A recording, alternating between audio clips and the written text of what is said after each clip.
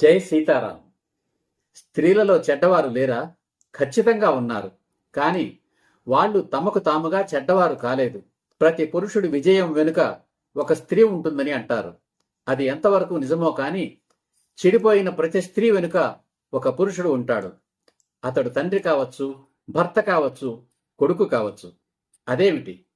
ఒక పరపురుషుడి వల్ల ఒక స్త్రీ చెడిపోతుంది కానీ తండ్రి, భర్త లేదా కొడుకు కారణంగా ఎలా చెడిపోతుంది? అదెలాగో చూద్దాం. కుటుంబం గాని, సమాజం గాని హక్కుల పుష్పగుచ్చం మాత్రమే కాదు, బాధ్యతల సమాహారం కూడా. ఒక జంతువుకు తల్లి జంతువుని కాని, భార్య జంతువుని కాని, కూతురు జంతువుని కాని భేదభావం ఉండదు. అన్నీ ఒకటే. జంతువులకు అన్నీ హక్కులే. బంధాలు, బాధ్యతలనేవే ఉండవు. No relations and no responsibilities. కేవలం మనుషుల్లోనే బంధాలు, బాధ్యతలు ఉంటాయి. వివాహ వ్యవస్థను, కుటుంబ వ్యవస్థను, సామాజిక వ్యవస్థను ఏర్పాటు చేసుకోవడం ద్వారా బాధ్యతలు అనే తాళ్లతో తనకు తానే కాళ్లను, చేతులను కట్టేసుకున్నాడు పురుషుడు.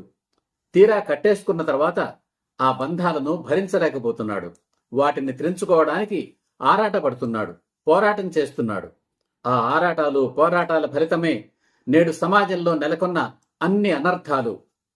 సామ, దాన, భేద దండోపాయాల ద్వారా పరస్త్రీలను పొందడానికి అనాదిగా నిరంతరాయంగా ప్రయత్నిస్తూనే ఉన్నాడు మగవాడు. అలాంటి రాక్షసుల నుండి తమ ఇంటి స్త్రీలను ఆజన్మాంతం నిరంతరాయంగా కాపాడుకోవడం పురుషుల బాధ్యత. ఒక తండ్రి తన బాధ్యతను సక్రమంగా నిర్వహించలేకపోతే కూతురు చెడిపోతుంది.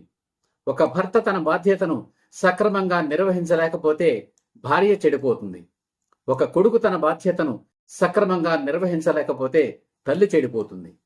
ఈ విషయాన్ని మరింత లోతుగా ముందు ముందు చర్చిస్తాను. కనుక చెడిపోయిన ప్రతి స్త్రీ వెనుక ఒక పురుషుడు ఉంటాడు. అతడు తండ్రి కావచ్చు, భర్త కావచ్చు, కొడుకు కావచ్చు. కనుక స్త్రీలు చెడిపోయినా, చెడ్డవాళ్లైనా దేవతలే. ప్రపంచంలోని స్త్రీలందరూ దేవతలే. మరి పురుషులందరూ రాక్షసులా? కాదు. పురుషులందరూ రాక్షసులు కాదు, కానీ రాక్షసులందరూ పురుషులే. జై హింద్. జై సీతారాం.